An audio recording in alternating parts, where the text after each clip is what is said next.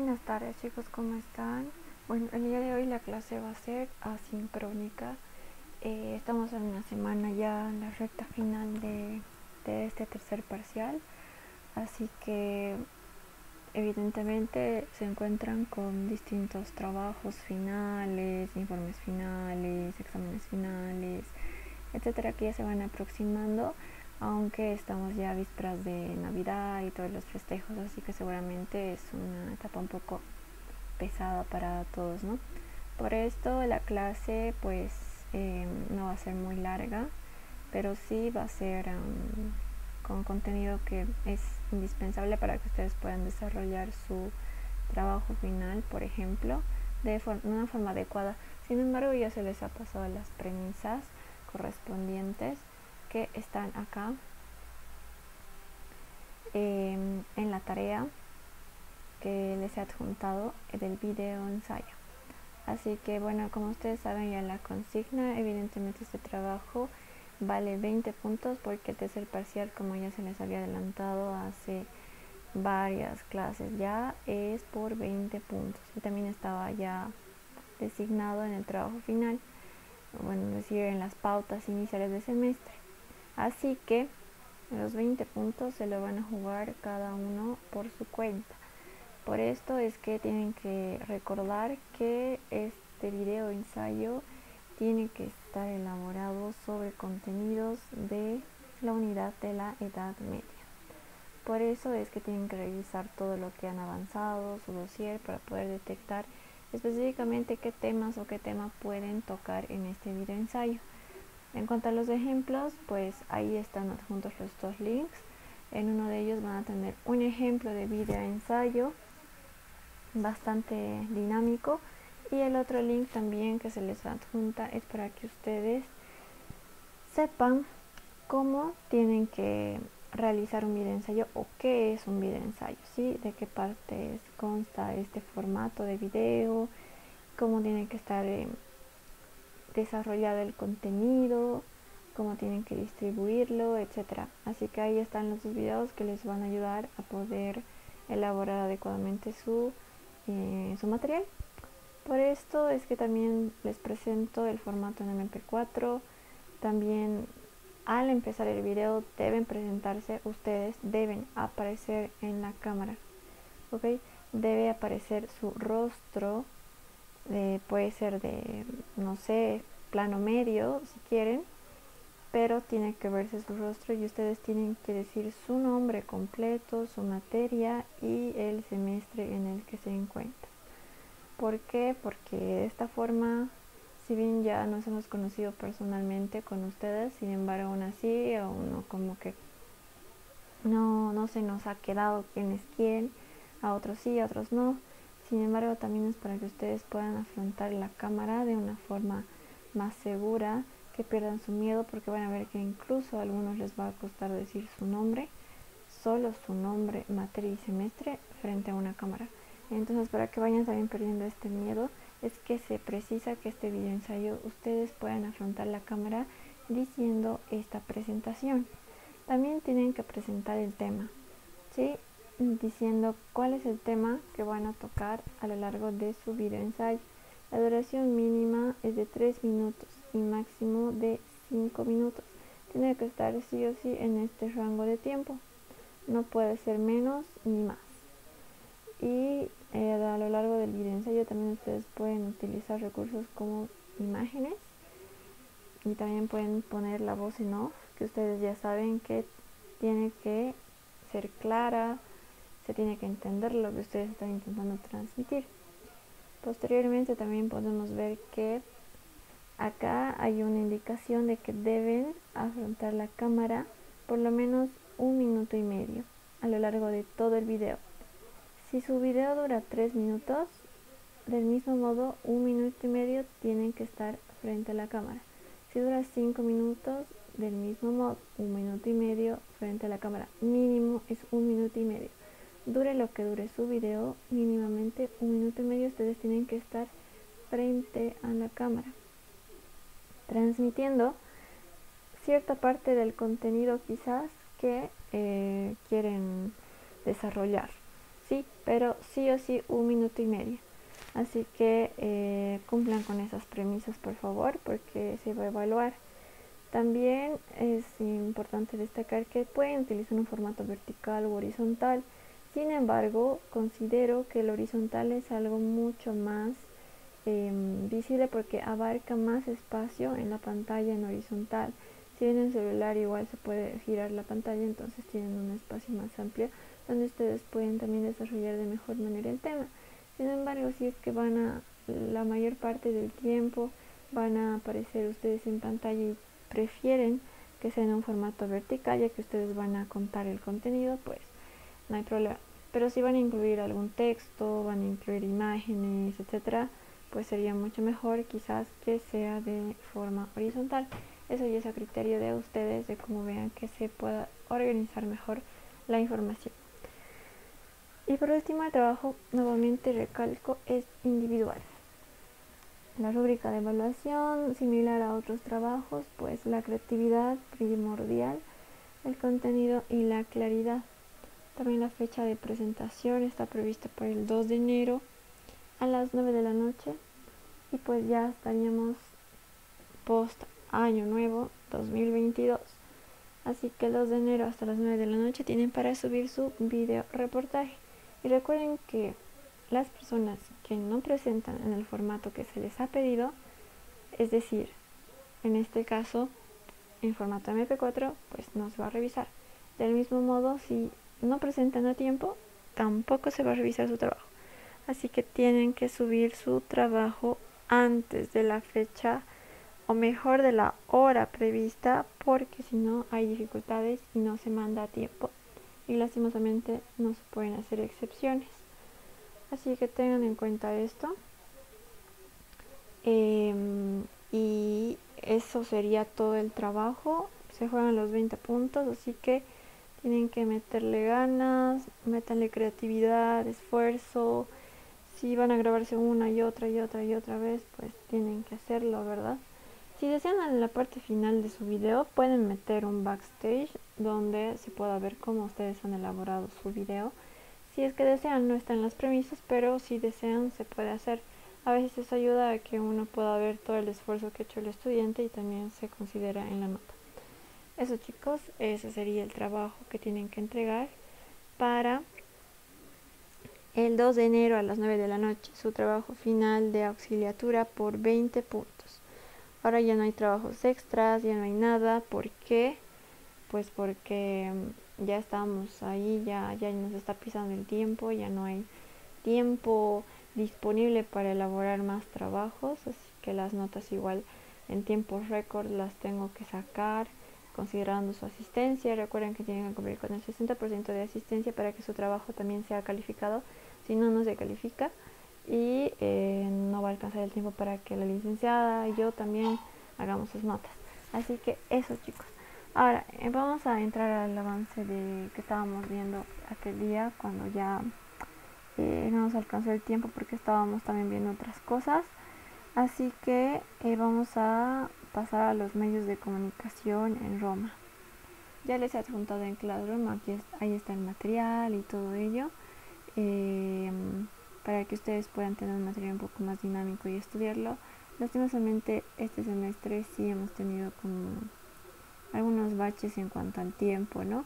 Que no hemos alcanzado. Sin embargo, vamos a tratar de solventar esto mediante esta explicación. Entonces, bueno, los medios de comunicación en Roma, como ya les decía, es un tema bastante interesante. Ya les hablé sobre el índice que constituye también su dossier, en el cual ustedes pueden ubicar mejor las partes que trata este contenido, como por ejemplo los 3 puntos claves son los medios masivos, los medios estatales y los medios de comunicación de espionaje estatal. Por eso es que vamos a ver estas subdivisiones para comprender mejor el tema. Entonces, también ya habíamos introducido con una línea de tiempo. Es importante que siempre tengan claro la línea de tiempo, no necesariamente de qué año a qué año. Sin embargo, sí tienen que saber de qué etapa se constituye la historia en sus partes fundamentales. Eso para ya que tengan un conocimiento más general, ¿no? Sin embargo, Roma, tienen que recordar que se divide en tres: en la época monárquica, época republicana y época imperial, por lo que tienen que diferenciar estas tres etapas para poder ubicarse mejor a lo largo del contenido. También habíamos visto cómo el imperio romano, la república, la monarquía, cómo es que se ha ido extendiendo a lo largo de su historia, mientras conquistaban pueblos vecinos, iban adquiriendo más dominios y de esta forma se iban expandiendo más y más. El Roma es realmente un tema muy extenso, apasionante, porque todos saben quién es Roma, quiénes eran los romanos, han visto el gladiador y X cosa. Entonces ahora estudiemos específicamente qué pasa con Roma, que quiénes eran los romanos, más allá de las películas, pues y todo ello. Pues ahora veamos exactamente qué es lo que pasaba con ellos. Ya habíamos hablado también sobre esta importancia que también le brindaban a la comunicación, para que de esta forma también se mantengan informados quienes estaban en el poder, sobre todo lo que acontecía dentro de los dominios. Y ahora ya vamos a pasar a los medios masivos. Uno de los tipos de medios masivos que tenían en aquella época era el pregón. Este tipo de vocero, se podría decir, pues también estaba dividido en tipos. Sí, cada uno cumplía una función distinta. También les mencioné que en esta época del siglo II y siglo I antes de Cristo, pues había un comercio bastante arduo en esta época de la historia. Pues también empezaron a surgir los vendedores ambulantes, también habían las ferias que se realizaban tanto periódicas como también semanalmente o en fechas específicas. Y también podíamos ver que los mayoristas también eran quienes repartían productos, y asimismo habían fábricas que elaboraban distintas mercancías. Entonces existen, por ejemplo, el estrilione. El estrilione era aquel que se encargaba de la publicidad oral. Sí, era quien se encargaba de decir las cosas, de hacer publicidad, pero utilizando su voz. Y este Estrilioni pues no se quedaba solo en un lugar, sino que recorría las calles de todo el lugar, publicitando con su voz. ¿Y cuál es el objetivo de este? Pues quería atraer clientela. Para esto, ¿qué utilizaba? Y ustedes deberían saber y ubicar todo esto, este uso de la voz, etcétera. Pues este Striglioni se valía de su voz, que es un medio natural, como ya lo habíamos mencionado, y también la elocuencia, que es algo fundamental para poder persuadir a las personas a que compren o adquieran algo. Entonces el Striglioni tenía estas características. Ahora pasamos a los praicos o praicones. Estos puede ser de una u otra forma, no se preocupen, pueden llamarlos de cualquiera de estos dos nombres. Pues estaban al servicio del Estado. ¿Y qué hacían estos praecos?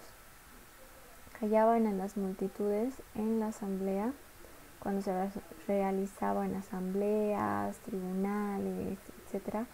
Allí es donde ellos se encargaban, a veces se exaltaban y todo aquello, entonces ellos callaban a estas multitudes. También se encontraban en funerales solemnes. Sí, se encargaban de estar allí, pero algo fundamental de estos praicos es que eran intermediarios entre el poder y el pueblo.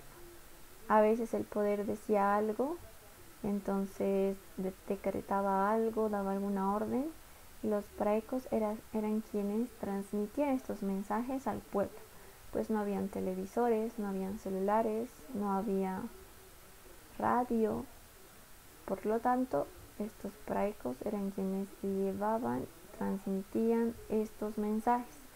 Un rasgo importante entonces era que son intermediarios entre el poder y el pueblo. También eran considerados funcionarios públicos y empleados privados. También ellos reclamaban cuando habían objetos que se extraviaban, pues también exigían recompensas por encontrarlos. Ahora, como segundo punto tenemos el cartel. El cartel es algo fundamental en esta época de los medios de comunicación de Roma, porque el álbum, por ejemplo, que vemos en esta imagen, que es el álbum de Pompeyo o Pompeyo, álbum, un lugar donde se anunciaban cosas públicas, ¿sí? Donde habían comerciantes, se ponían estos álbumes. ¿Y qué son estos álbumes? Los carteles se dividían en tres. Estos carteles, como bien dice el nombre, cartel, que ahora también lo conocemos, sin embargo habían distintos tipos de carteles. ¿Sí? Durante la República y el Imperio se desarrollaron los siguientes medios de comunicación. Podía haber un álbum, que era un tablón, como el que vemos acá en imagen, un tablón de anuncios. Ahí se ponían distintos anuncios. Los que estaban allí en el poder podían ahí también transmitir los mensajes y mandaban a que se pongan anuncios para la población. También habían los libellus, que eran escritos en papiros. ¿Sí? Si bien el álbum era algo más amplio, más grande, que cubría las paredes, los libellus eran ya papiros de menor tamaño, pero allí también se transmitían escritos, ¿sí? Como también decretos, etcétera. Entonces los precos podían llevar y leer aquello. Y los grafitis, que también les decía que no es que los grafitis han surgido ayer, sino que también en Roma surgieron estos grafitis que eran grabateados en paredes, y estos también se caracterizaban porque por allí pues la población, ya no el poder sino la población, quienes habitaban el lugar, manifestaban sus molestias hacia el Estado. También tenemos acá los alba, los libelli de forma más detallada. Los alba, que también se llama álbum en singular, pues tienen que ver que si ven álbum y alba son lo mismo, sin embargo varía si es plural o singular. Si era un álbum es porque era uno solo. Si decía alba era porque eran varios. Entonces tienen que distinguir también bien esa denominación. En estos se escribía en rojo y en negro. Eran los colores que resaltaban en este tipo de carteles. Y estaban en paredes encaladas. Y se caracterizaban también porque eran considerados un diario oficial, pues allí el Estado ponía todos los anuncios, como les decía.